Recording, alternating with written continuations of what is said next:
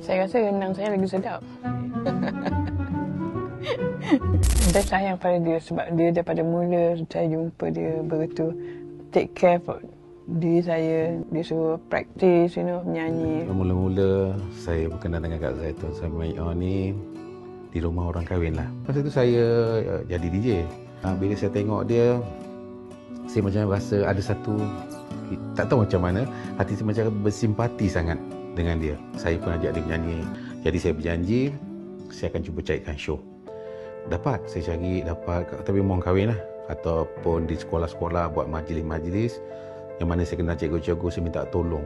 Ada kalanya saya merayu, tolonglah, bagilah peluang. Pernah satu ketiga tu, Kak itu memang tak boleh menyanyi.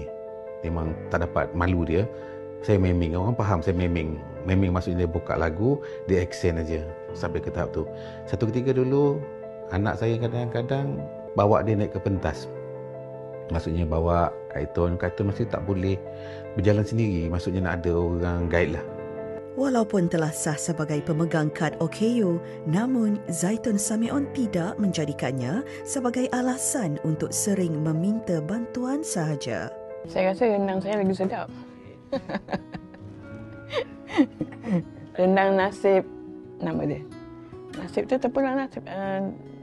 Kalau dia orang beli ayam lah, daging ke, ialah nasib lah. Biasanya dia akan masak sendirilah. Kita ada juga menu kita kat sini, tapi macam Puan Zaitun dia masak sendiri, dia punya makanan. Nasib Zaitun Samion ni antara yang famous lah. Dia ada limpa, hati, paru, segala benda tu dia campurkan.